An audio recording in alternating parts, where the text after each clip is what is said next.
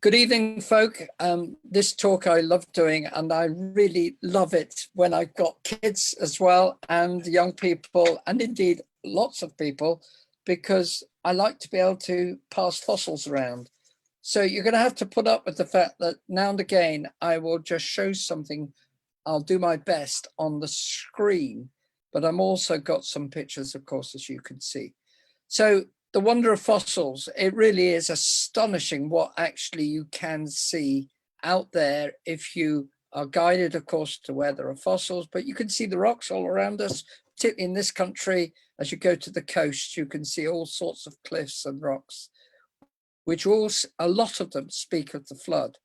The books there, I'll just highlight on the left is our Wonders of Creation book I wrote with Stuart Burgess. And on the right is my book, Genesis for Today. Both those books deal with fossils, not just with design, which we've often been talking about in that big book, but also in that big book, there's a chapter, A Changed World, Rock Layers, and all sorts of things which you might think, oh, that's boring. No, it's not boring. Actually, it was due to the flood and my recognition that the rocks speak of the flood, because I was in North Wales where we saw an awful lot of layers there in the Great Orme and places near Llandudno.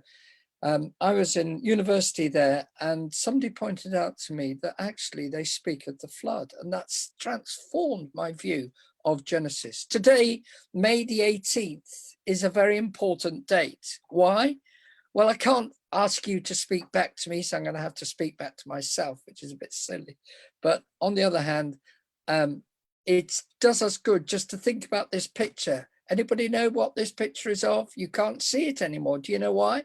Because 40 years ago, that mountain blew its top in 1980. This very day, May the 18th, 1980, we remember the number of people died due to the explosion that took place as Mount St. Helens literally blew its top. And there was people who were trying to warn others who wouldn't get out of the area. And one person actually particularly is remembered because he said, it's going. And sadly, he died as well, but he was trying to actually get others out of the area. And after that explosion, Spirit Lake, which is to the north of Mount St. Helens, filled up with lots and lots of logs, which I'll come back to a bit later. There's a comparison of the two pictures before and after, and you could see that really it was a devastating explosion. It's very pertinent to what we're going to be considering tonight, which is the flood. But please note that there was a massive catastrophic change. By the way, the talk that I'm sharing tonight is based on the DVD, which I call, the DVD's got a slightly different name, Creation, Evolution, Looking at the Evidence of the Flood. And you can get that from this organization, not from APE. You can also email me, you can go through Answers in Genesis and I can receive an email and I can get the DVD to you. So there's two routes there for you to go for. Ernest Mayr said evolution is a historical process that cannot be proven. That's very important that he said that. He's an evolutionist, or was an evolutionist. By the same arguments and methods by which purely physical or functional phenomena can be documented.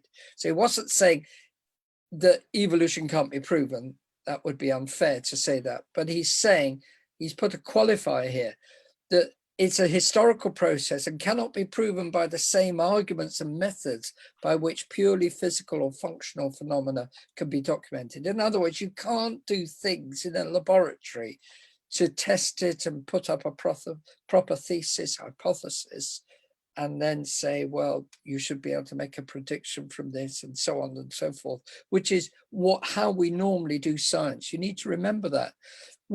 With geology, this is particularly true. You're just looking at evidence and you try to fit it into your preconceived secular millions of years history, or else you're looking at it as I am and Simon is, and seeing how it fits with biblical history. Mount Everest, let me just give you a little bit of interesting facts here. 29,000 feet. Now, if we look a little bit closer to Mount Everest, did you know that there are layers of sediments very close to the top, which contain sea creatures? You might well ask, how on earth did they get there? Did they crawl up there? Well, of course they didn't. So you say, well, was the sea burying them? Yes, both the evolutionist and the people from our persuasion would both agree with that water has actually buried them. And we both agree that the mountains have pushed up those fossil layers. But you need to remember that actually, when you look at these layers, a lot of them are showing the indications that they were formed, and we'll see this shortly, catastrophically. So we maintain that it was a catastrophic uplift. It wasn't over millions of years. The Grand Canyon, looking at things now not so high as 29,000 feet, but now we're looking at something which goes to a mile deep if you stand on the top of the canyon. And you might well ask, are these layers an example of deep time? I maintain they are not. They were actually formed by fast moving water over a short period of time and a lot of water. Many people would try to argue that the Colorado River, which you can see there, was actually cutting over a long period of time while the sides of the canyon were going up and up and up and up very, very gradually, or maybe shifted and then cutting down and then shifting a bit more. People say these types of things to justify the canyon forming over a long period of time. All the evidence, when you look at the canyons, strongly suggest a huge amount of water, nothing like the Colorado River that you can see there, but 100 times or even 1,000 times the water flow that we have today, forcing its way through fairly soft rock, which has not long been laid, and going down to the Pacific Ocean.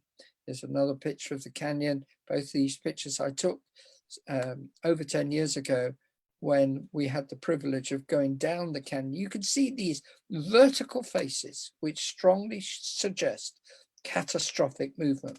Now we're going to look a bit at fossils. I'll come back to the rocks, but let me now look at fossils. I'm going to talk about creatures we have today, like giraffes. We could do a whole talk on giraffes and their amazing special muscles that they have in their necks to avoid actually having the blood coming to their heads when they stoop. But we're not going to do that talk now, but it is amazing to consider the design of giraffes. My point here is to say that you find giraffe fossils. Yes, they're bigger than ones, the skull that we would today have of a giraffe, but they are recognizable as giraffe creatures which were existing. Clearly, they've died. The issue is, when did they die? But the point I want to make is that you find giraffe fossils in the fossil record. Now, please note that looking at this picture, you might think that I believe in millions of years. I do not. I don't know whether my pointer can be seen here. I think it can. Simon, can my pointer be seen? Yes. Okay, right.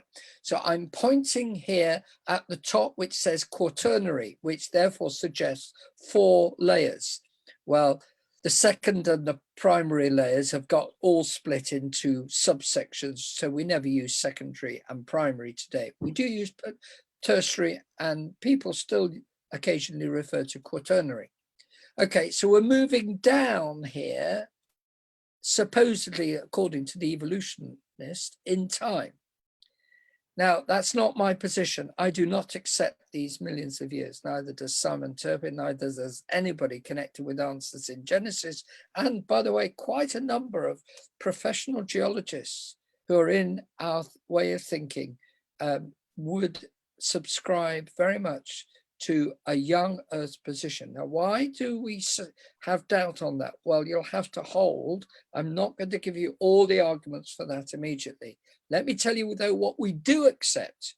We do accept, in the main, these layers here: Precambrian, Cambrian, Ordovician, Silurian, Devonian. Do you realize that a lot of these are to do with the United Kingdom, because there was a lot of United Kingdom geologists which could see that the geology that was in Devon occurred in other places. Silurian and Ordovician and Cambrian are all to do with names found in Wales. You can find them on old Roman maps, actually. And a lot of those parts in the western part of the British Isles, that's Wales, okay, but also even going over to Ireland as well, of course, you'll find that in the main, the western parts of the British Isles is uplifted what the traditional evolutionary geologists will say are old rocks, okay? Then as you go over to the east, to East Anglia, you'll find that there's a huge amount of runoff and exposure, particularly if you go to places like Whitby, you'll see that Jurassic rock is exposed, and Jurassic rock tends to have a lot of big, large reptile creatures called dinosaurs. So you can find evidence of them in the bones sometimes, which do occasionally come out in the northeast coast. But there's another Jurassic coastline, and that's down near the Isle of Wight. And sometimes people call the Isle of Wight Jurassic Island because of, or Dinosaur Island because of that. And then this Cretaceous area, even though it looks small here, it's actually huge. That's the White Cliffs of Dover, but it's not just chalk. Cretaceous rock runs right across much of the middle of our country, and Cretaceous rock goes right across to France, Germany, and actually you can trace Cretaceous rock going all the way through the Middle East, even carrying on through Indonesia, right down, eventually down to Australia. Cretaceous rock, most people from our persuasion see as very much to do with the flood. There are disagreements as to where the flood ends, but many people would say that it's in this period, in the tertiary. So we do accept that there is some room for post-flood fossilization. People disagree, even in the creation camp, as exactly where the flood ends. I'm a layman when it comes to geology. I've learned it as I've gone along because I do take an interest in fossils. Things like this, which I'm now going to show you. This is a fossil of a fish from the Green River Formation in Wyoming, and it will be down here in the Devonian region, possibly a little bit lower down still. And so I love picking up fossils. Either I collect them from people who sell them, or else I can even pick them up myself. So that's now, I need to just explain to you why I'm putting up that picture. I don't accept the millions of years, but I do accept that fossils are found in these rocks. Back to giraffes. Well, we find giraffe fossils there, right? Okay. And my point is that giraffes have remained the same. There's no real evidence that even if we were to accept the evolutionary millions of years, right? There's no evidence that giraffes have actually changed at all in that supposed 22 million years or so. We'll come to the dating of this later, of course. Let me just briefly consider feathers. Feathers have an amazing mechanism, which I sometimes speak on, which shows evidence of design.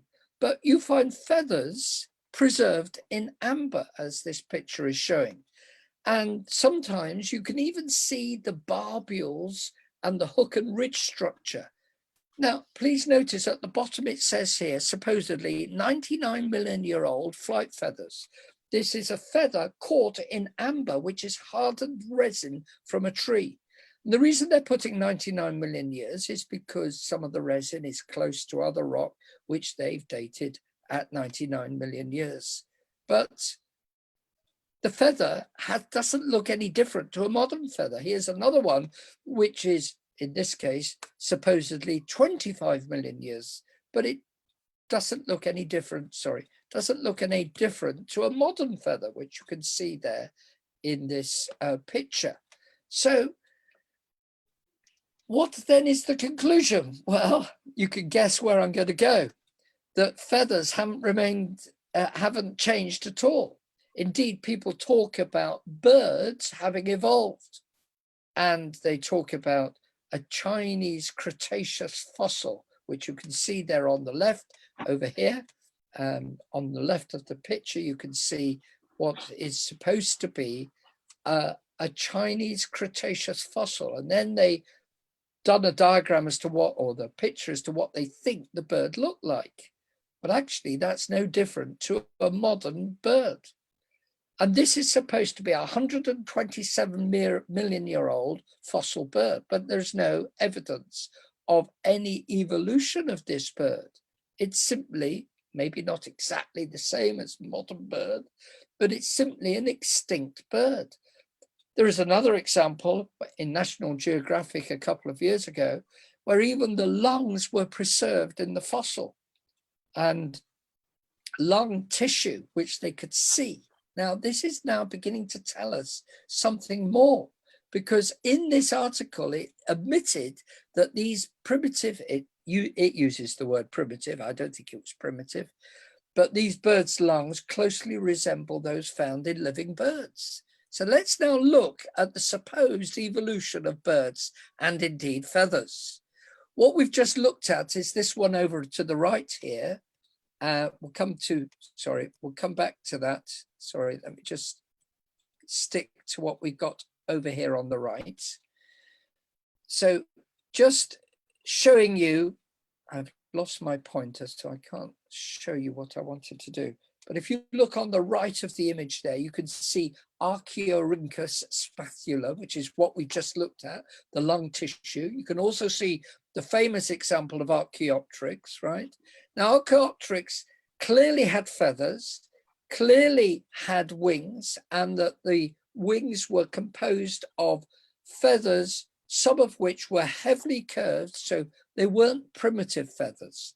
My view, I'm not in total agreement with my brethren here who believe in creation and the flood, because some of them will try to argue that Archaeopteryx was a flying dinosaur.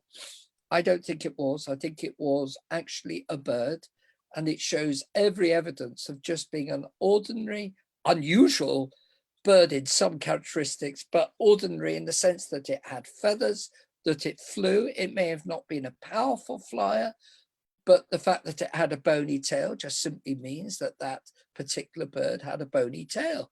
Birds today don't have bony tails, but that doesn't mean that they didn't in the past. There are some examples, and this is one of them, of extinct birds. It also had some teeth, and it had hooks on its wings, but the Hoatzin in America has hooks on its wings. So it's no big deal. There was just some birds which had other characteristics which have been lost today. Now, please notice that birds, even if you say that Archaeopteryx is supposedly a flying reptile with feathers, please though look at the Archaeorhynchus spatula, which is in the same region. It may be a little bit younger in the evolutionary time scale, but it's no big deal because the birds are recognized to be birds with Archaeorhynchus spatula. They're not trying to say that that's some sort of half creature. And have a look at this one now. Bird tracks were found in Triassic rock, which according to their own dating is somewhere in the region of 180, 190, even 200 million years. The bird tracks were originally dated as being Triassic, but because they were rather embarrassed by the fact that they'd found them there, they then reclassified them and said, oh, well, we think we've dated the rock incorrectly. And now they put these, what are obviously bird tracks, much younger in their time scale. This is the type of thing that goes on when they are looking at the fossils. If it doesn't fit, there is always a push to remove the data to make it fit. I don't accept the dates at all, and I'll come to that later. But bird fossils show that birds have always been birds, that feathers have always been feathers. Take a look at this one. This is the monarch butterfly. Butterflies, let's just have a look at them. The scales on a butterfly are so phenomenally fine and would never make an impression normally in rock. But we do find fossilized butterflies. How did that butterfly get fossilized? Now I'm asking something else. Not only have birds always been birds, feathers always been feathers, giraffes always been giraffes, but now I'm arguing that butterflies have always been butterflies, but now I'm saying something else. When you look at this butterfly fossil, it's actually showing to you that it's wonderfully preserved. And even the fine detail of the wings that we showed earlier has been preserved. This now comes in, according to the evolutionist in the rock that it was found, at about 40 million years old. Butterflies have always remained the same. So we've got the same message that butterflies have remained the same, but also remember we're saying that the butterfly fossil is showing that it must have been buried extremely quickly. How about damselflies? And we could then go on to talk about dragonflies in a moment. But damselflies are found in the fossil record and they are brilliantly preserved. Even the wings, which if you touch them, if they were alive, or even if they just died, sometimes you'll find a butterfly and sometimes you'll find a dragonfly where the wings are just spread out and the creature's just died. Within a few days, it becomes brittle such that if you touch that wing, it will just disintegrate. So how did that form on a damselfly fossil? The answer is it must have been buried quickly. Like the butterfly, it was buried quickly. So not only have damselflies remained the same, but the creatures have been buried exceedingly fast. Here's another picture of a flying dragonfly, and there's another creature there buried in the rocks, which indicates that it must have been buried fast. Sometimes the wingspan, by the way, of these creatures in the buried ones in the fossil record is very large, which is suggestive that they may have actually had a somewhat richer oxygen environment in order for them to be so large and grow to such an extent. So there is evidence. It's not very strong evidence, but the evidence is in the air, which is trapped in amber in the rocks. Amber, remember, is hardened resin.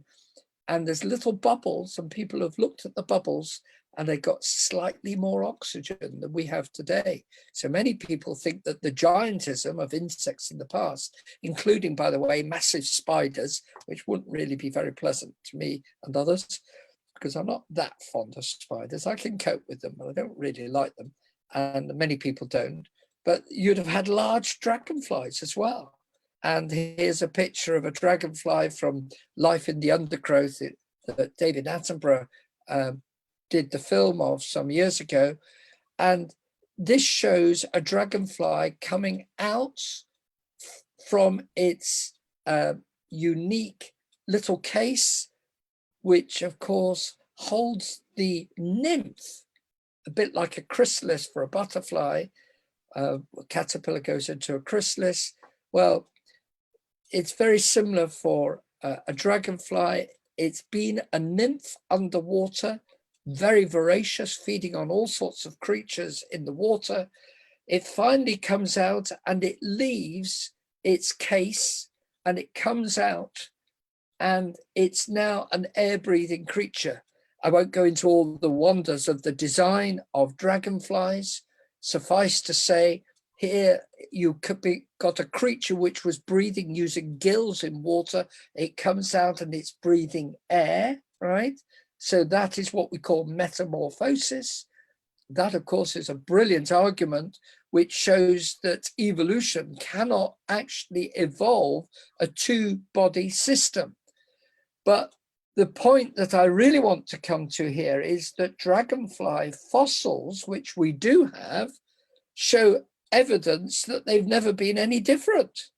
That the dragonflies, yes, are found somewhat bigger, as I've indicated earlier. Sometimes they're similar size, but dragonflies have always been dragonflies. There's no evidence of any change.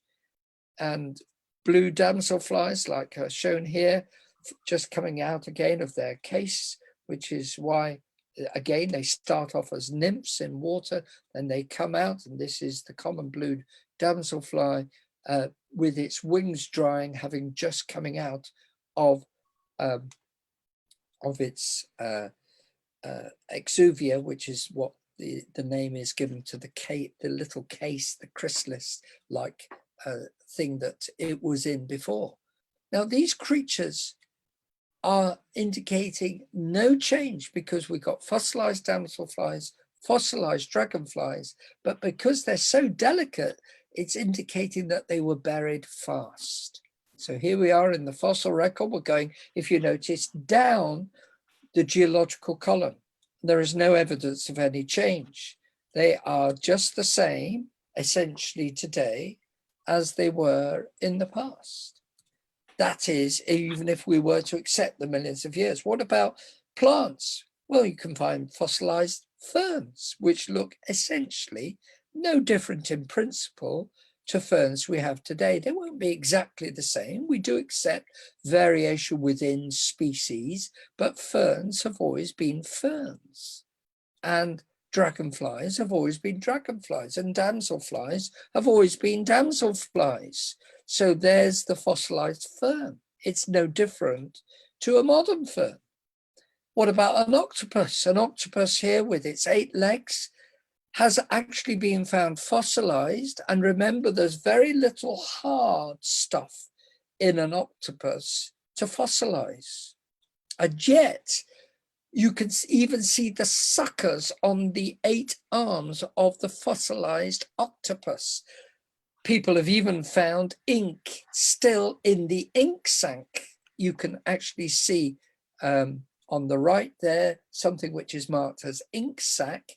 So if you actually look at the fossil itself, I'm afraid I've lost my pointer, so I can't actually point at it anymore. But if you look at the picture in the middle, the actual fossil, you can just see the ink sac.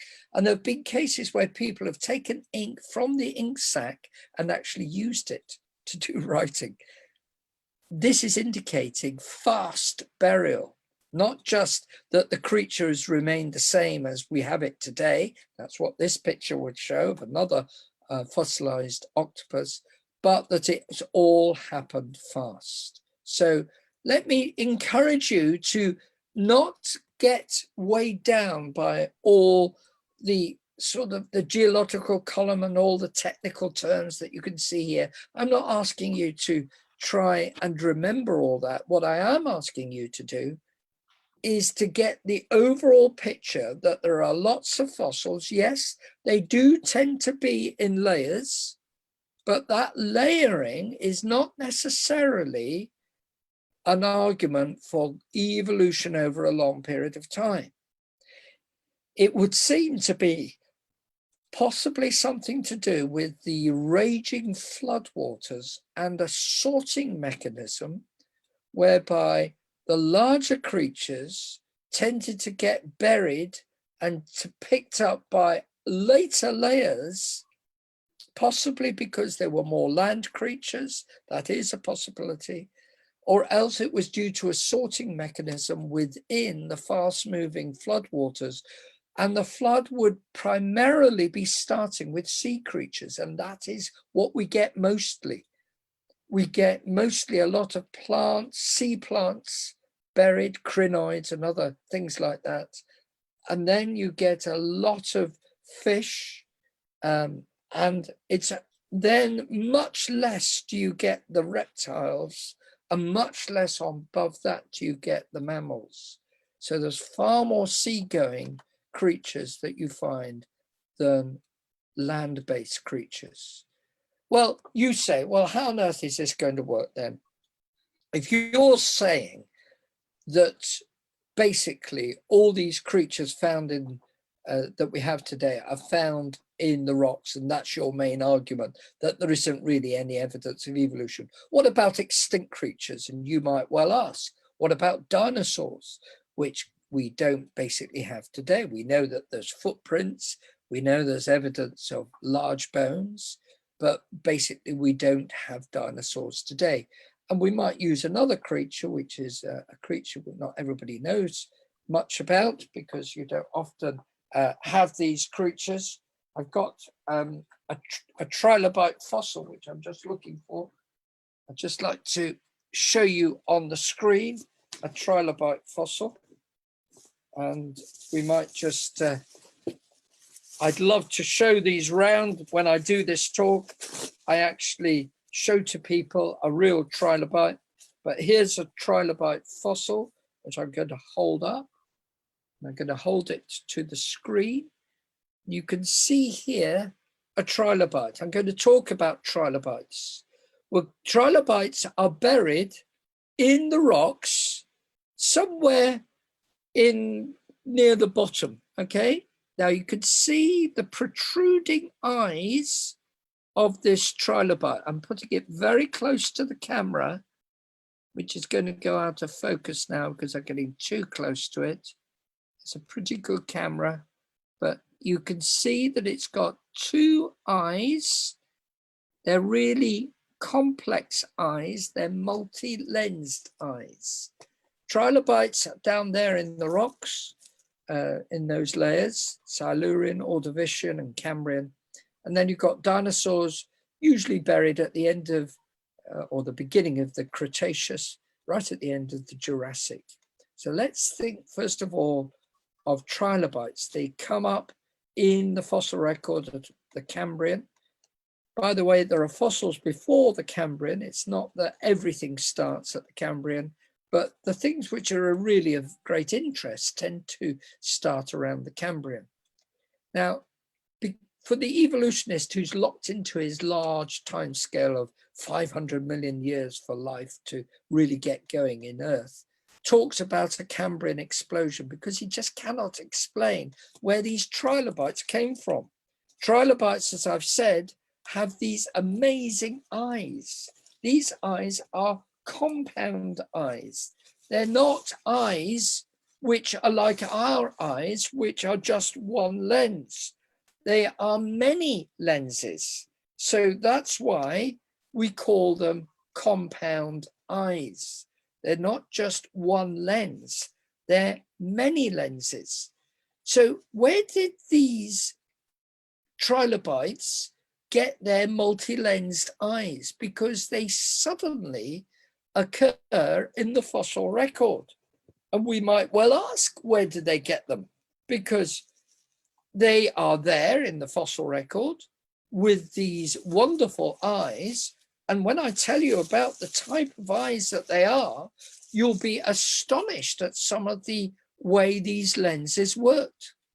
These lenses are so amazing because they have a structure such that the light comes through and is usually bent into all sorts of colors. And secondly, these lenses also bring about two images because they're made of calcite. Now, I thought I had some calcite with me, and I do have it. And I'll just pull it out, if I may. Calcite is a type of substance which only generally occurs in chalk. Let me just get my calcite.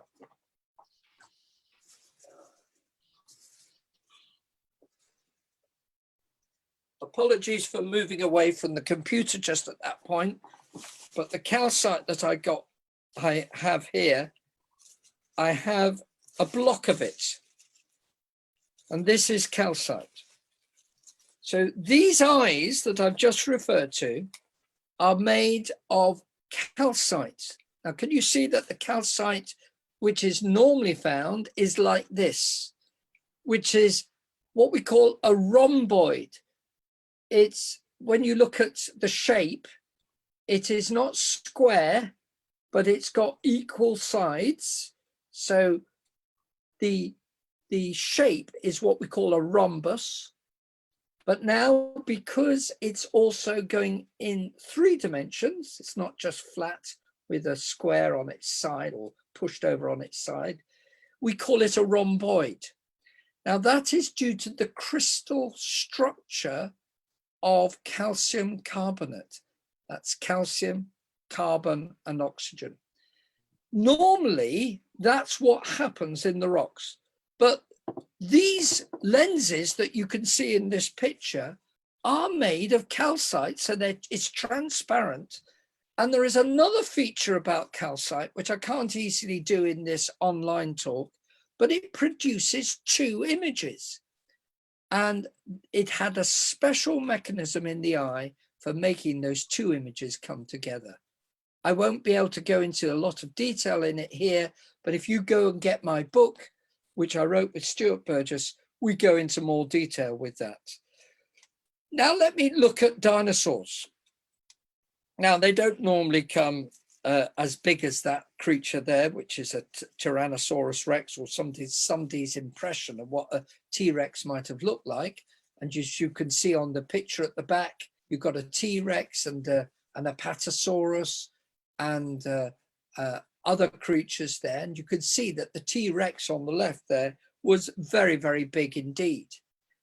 So, but not all dinosaurs were big. In fact, quite a number of them were quite small, like the Velociraptor and other creatures like Compsognathus there that you can see listed. Now, my point about the trilobites is that they had very complicated vision. And yet, let's just go briefly back to the trilobites. That very complicated vision had just suddenly occurs in the Cambrian rocks. Now, I can't produce a modern trilobite and say, well, trilobites are still the same.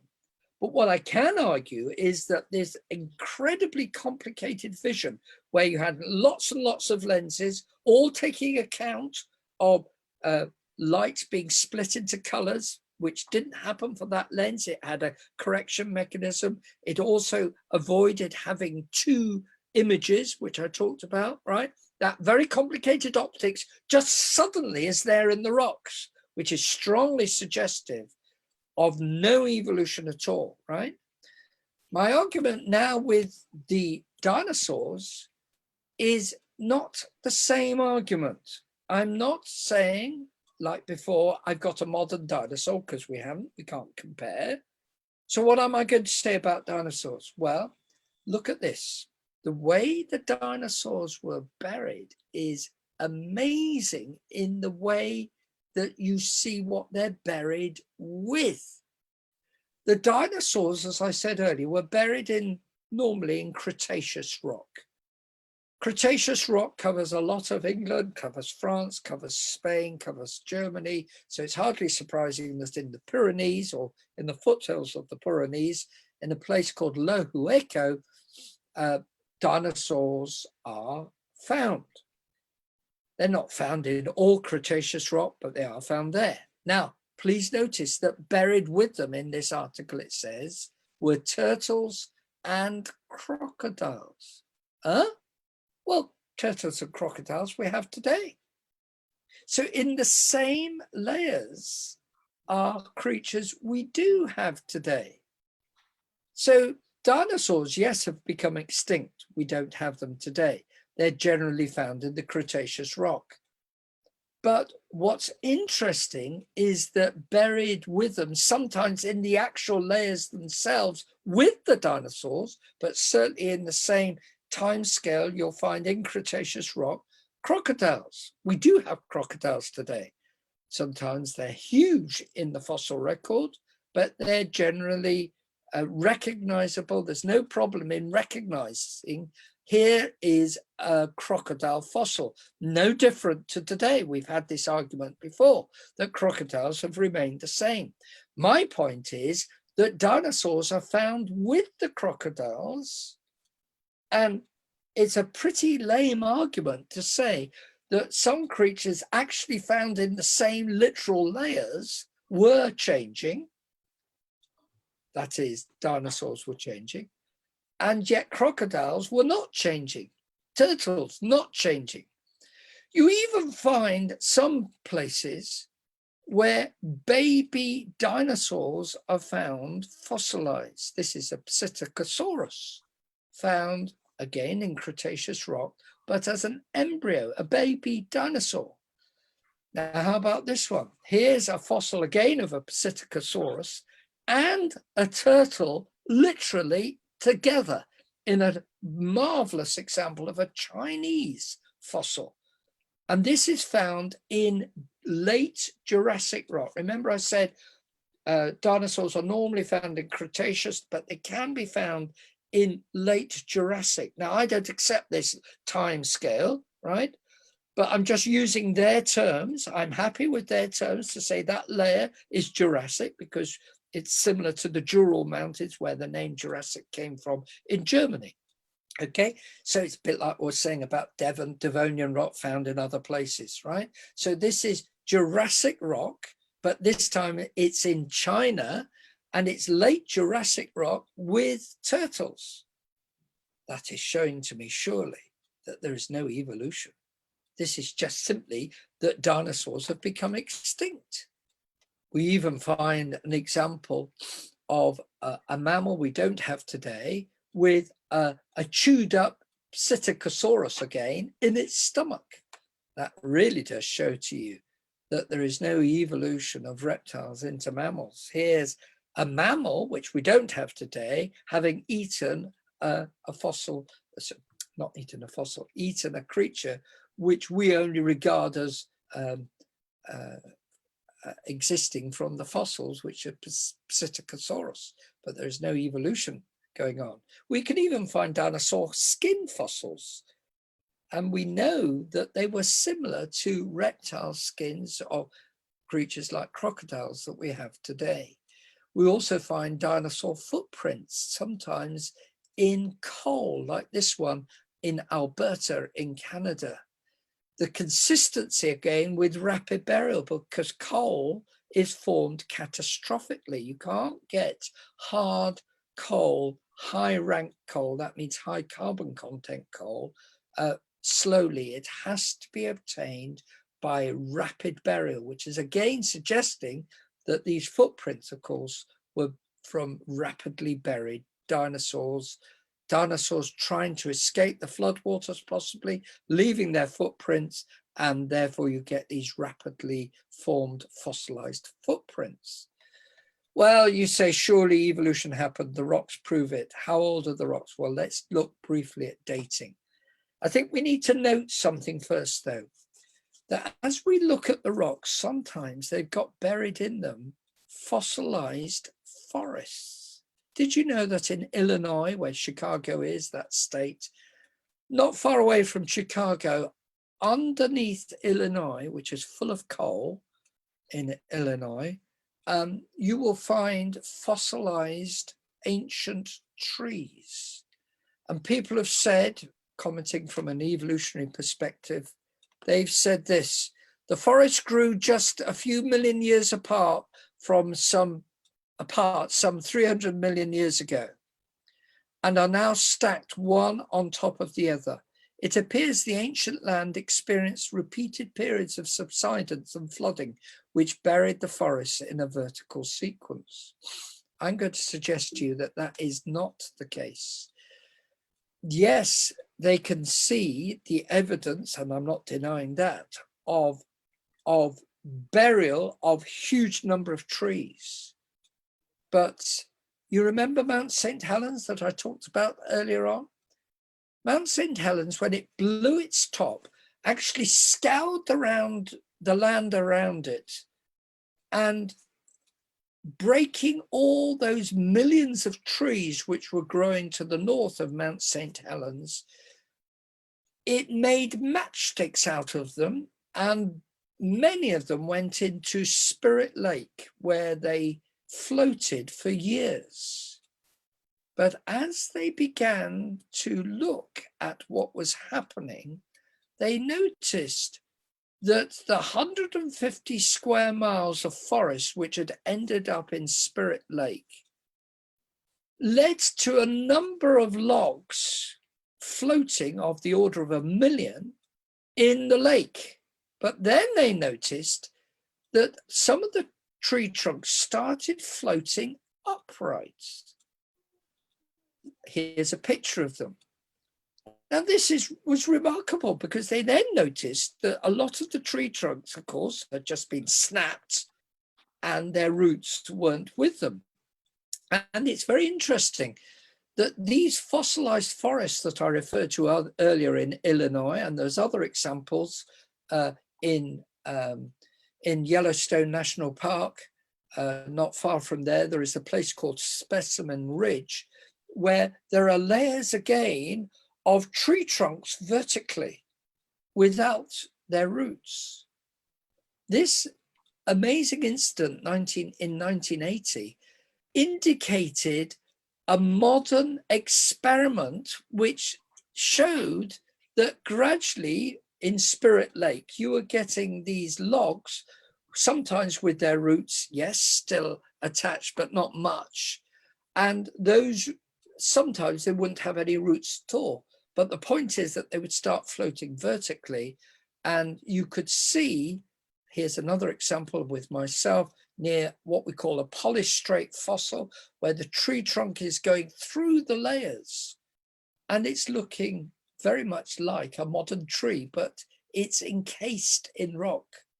So may I suggest to you that when you consider these examples, it's telling you that there was very fast burial. Now let's consider whether those rocks really are old. You see, radioactive dating is used. Radioactive dating means that one element is decaying into another. Potassium 40 is decaying to argon 40. The 40 refers for the potassium to an isotope of potassium. You've got uranium, which is decaying to lead. You've got rubidium changing to strontium. And it, as this graph on the bottom shows, it takes a long while usually to actually decay to the new element. The time taken for the original substance to decay to half its original value is called the half-life. In other words, it's a measure of time, and it's linked to the rapid or the slowness, the rapidity or the slowness of the radioactive decay. Normally, the radioactive decay is very, very slow. Rubidium going to strontium, uranium go to lead. The half-life would be measured in millions of years. But there is one element, which I'm coming to, which decays much faster than that. But just dealing with the radiometric dating in terms of its assumptions, you need to know how much of the parent element and the daughter element were there to begin with. I'm using the analogy, as you can see, of a sand clock. If you had a sand clock, you look at it with the sand going through the hole and you say, well, I reckon it was an hour ago, but you wouldn't know it was an hour ago if you looked at it with the first image there on the left. How would you know? You'd need to know what the initial conditions were. You'd need to know whether all the sand started off in the top or some of the sand was in the bottom when it was turned over. So you don't know what the original conditions were. You don't know whether something has been added or removed. That's a bit unlikely with the sand clock, of course, but dealing with rocks and the minerals in the rocks, a lot of it can be washed away by water, which is the removal bit at the bottom there, or else you can have sometimes stuff added in because of more material, maybe being in the original rock to begin with than you had assumed was there to begin with. You also don't know whether the rate of decay was the same. So you don't know what the parent element was to begin with, that is the rubidium or the daughter element, the strontium. uranium would be the parent element in the uranium lead system. You don't know how much uranium was there to begin with, how much lead was there to begin with. You don't know what these original ratios were. You don't know whether some could have been added or removed in the process over millions of years.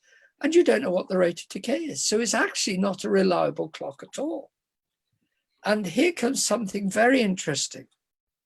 There are examples where this rock is Cretaceous rock, which has got an ammonite in it.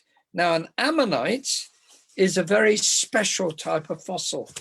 I'm going to show you an ammonite, if I can just get my example here. Here's one. An ammonite can be found in England. We've got ammonites which look like this. Here's an ammonite, okay? You can see there the spiral of the ammonite.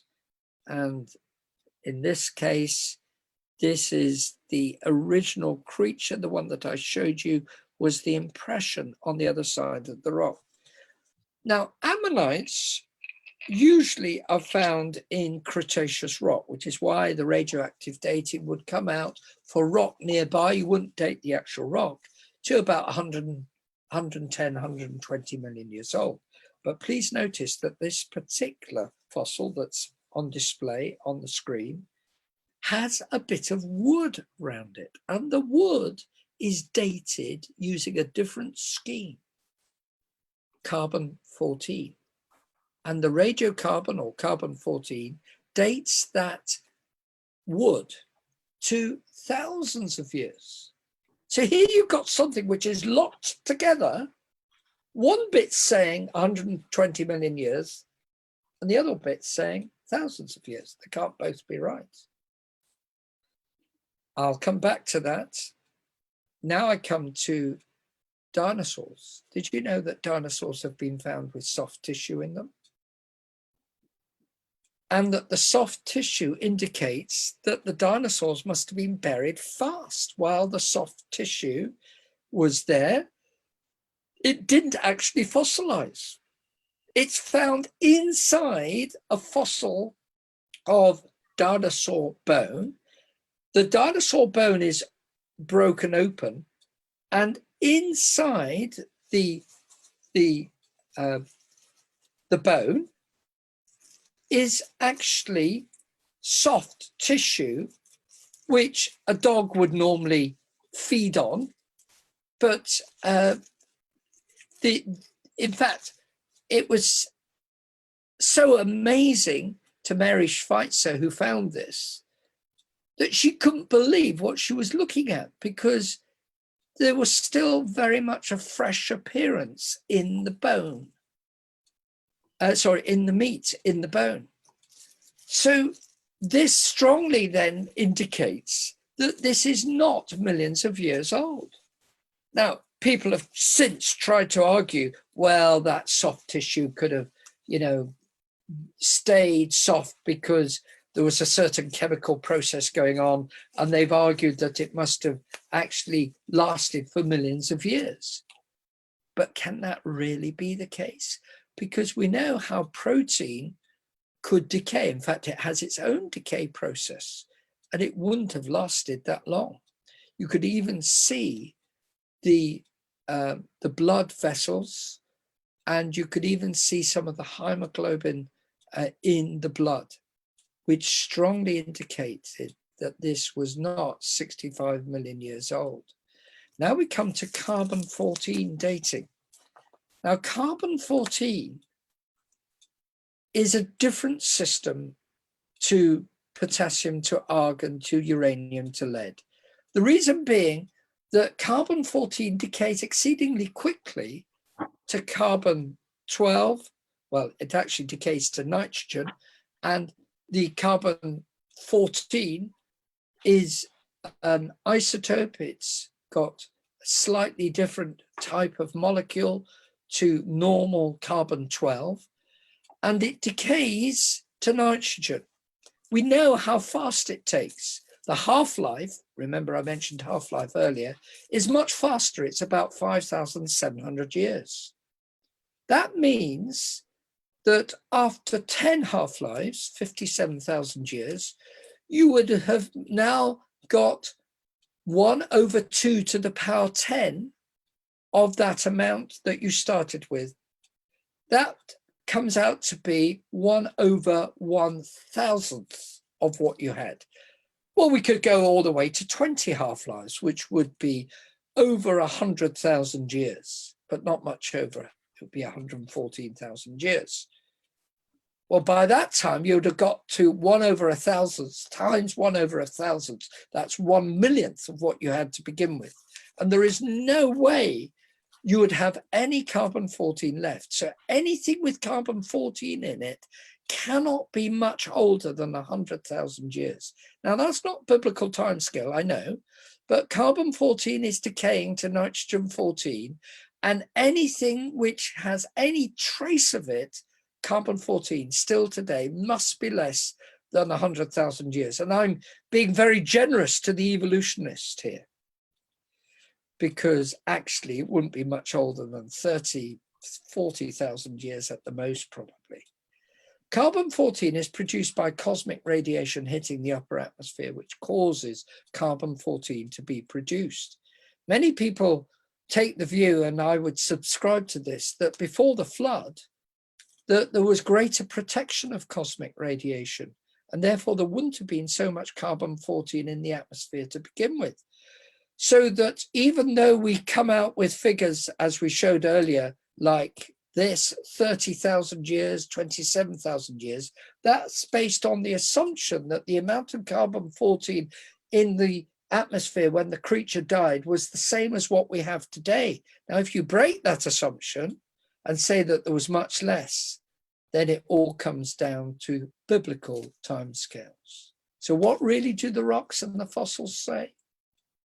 Remember, I showed you these creatures earlier. If I can just go back to here. Remember, I showed you carbon-14 in this wood, dated to only a few thousand years. Actually, it's a biblical time scale that it reduces to when you make the assumption as to how much carbon-14 was in the atmosphere when this creature was buried, was probably the amount of carbon-14 in the atmosphere was much less. Then it collapses down from the 27,000 years to biblical timescales of the order of 4,000 or 5,000 years.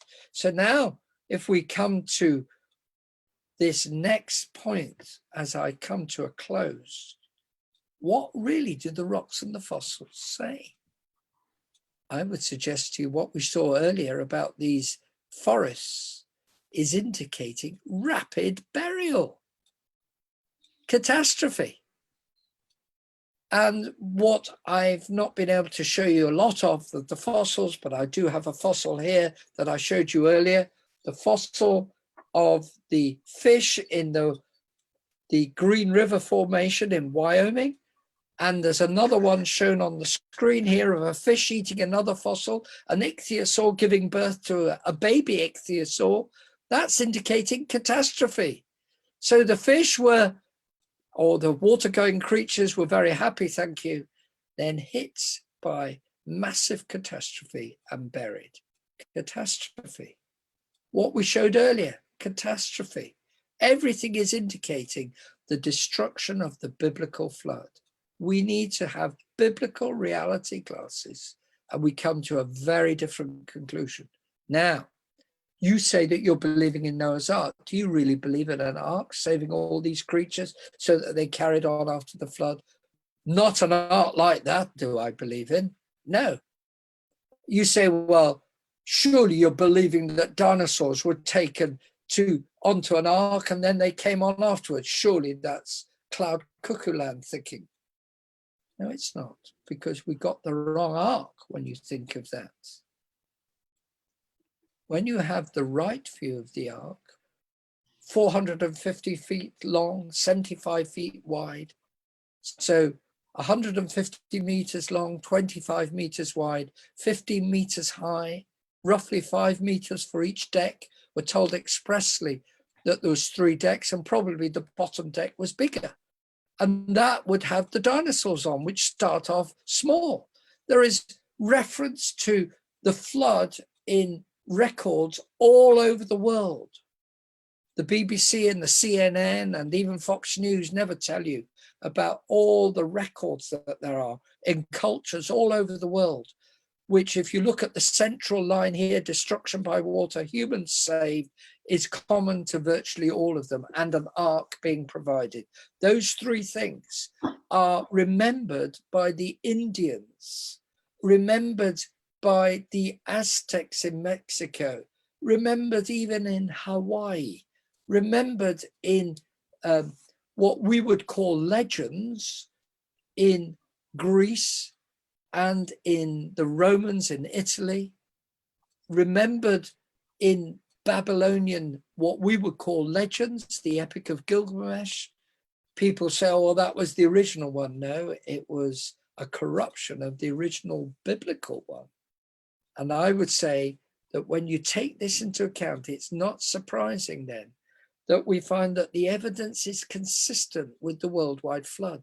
Did you know that right across America, dinosaurs are buried in that shaded area that you can see? Now that's strongly indicative, and they're buried in their thousands, sometimes millions of bones, all buried right across that massive area, going from Mexico all the way through to the United States to Canada. Other formations like the Morrison Formation in Wyoming, which includes the Yellowstone National Park, has massive layering in it. Sometimes huge creatures are buried in these dinosaurs. These are large creatures buried sometimes, as I've mentioned, in their thousands. And these are buried and indicating, when you look at the actual evidence of catastrophe. Let me just play you this as I close.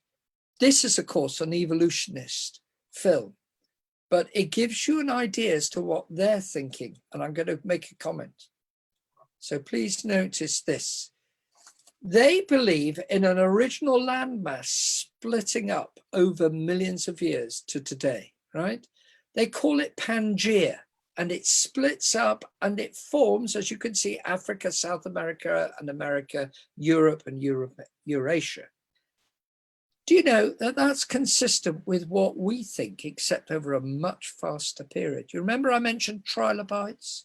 Look at this bottom picture. Did you know that trilobites are found on the eastern seaboard of America, the western part of Africa, including Morocco, where most of your fossilized trilobites, if you want to get them, are usually got? You have to make sure you get not poor copies, but get original ones. And they're found also, you find them in Europe. That is consistent with the Pangea thesis, but rapid burial of these creatures and then the splitting up of the continents. I mentioned earlier Mount St. Helens and the huge disaster that took place just 18 months ago. This is a picture I took of Mount St. Helens.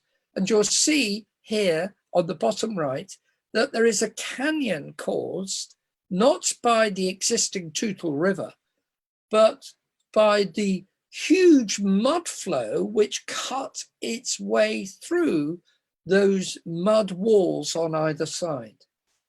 That is consistent with what happened at the Grand Canyon.